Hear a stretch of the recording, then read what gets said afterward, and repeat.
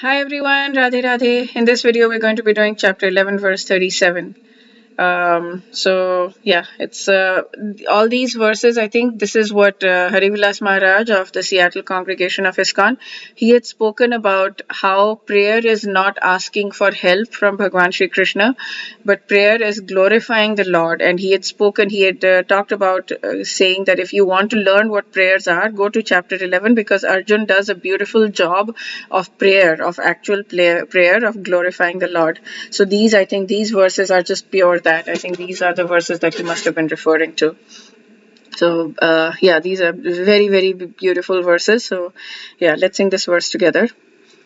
So this is Arjun speaking from the previous verse, sorry.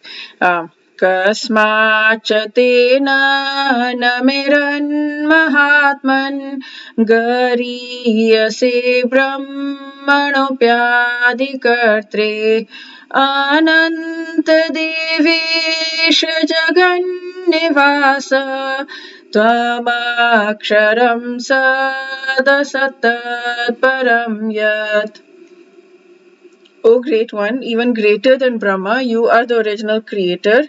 Why then should they not offer their respectful obeisances unto you? So previous verse, he had said that all the Siddha Sangha, all the perfected beings are offering their obeisances to you and all the demons are running away from you. So he's saying, why should they not offer their obeisances of you? You are even greater than Brahma. You are the original creator. O limitless one, O God of gods, O refuge of the universe, you are the invincible source, the cause of all causes, transcendental to this material manifestation. So, by this offering of obeisances, Arjun indicates that Krishna is the worshipable entity by everyone. He is all pervading. He is the soul of every soul. He addresses him as Mahatma, which is most magnanimous and unlimited. Anant means nothing, like endless, and Deva Ish. Deva is demigods, Ish Lord of demigods, and he's the shelter of the whole universe. Of course, everybody is going to obey, have their obeisances to you, and so it's stated in Bhagavatam that the Lord is respected by Shiva and Brahma and other demigods. And Aksharam is significant because this material creation is subject to destruction, but Lord is above material creation. So Aksharam is imperishable. So let's do this very quickly because it's really fun. Kasmatena. So why would they not? Why also to you would they not offer their obeisances? Namenara, namo namaha, right? Like namo name is offering obeisances. Mahatman, oh great one.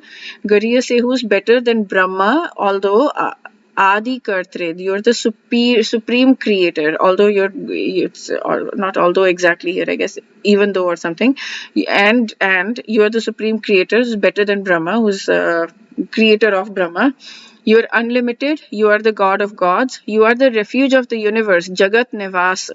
Jagat, the place where the universe rests, where Jagat, which is the world, rests, lives. So you are the place where the world lives.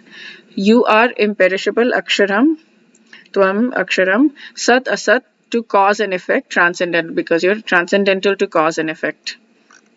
Okay, that's it for this verse. Yeah. So Arjun specifically mentions that Krishna is greater than Brahma because Brahma is the senior most in the universe. All living beings are either Brahma's progeny or descendants of his progeny.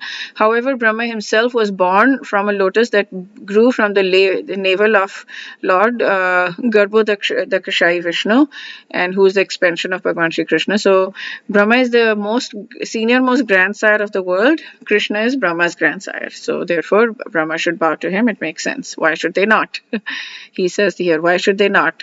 Kasmacha te na. Namena.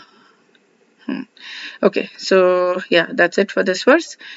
I'll wish you a very beautiful day and lots of grace by Bhagwan Shri Krishna. Radhe Radhe.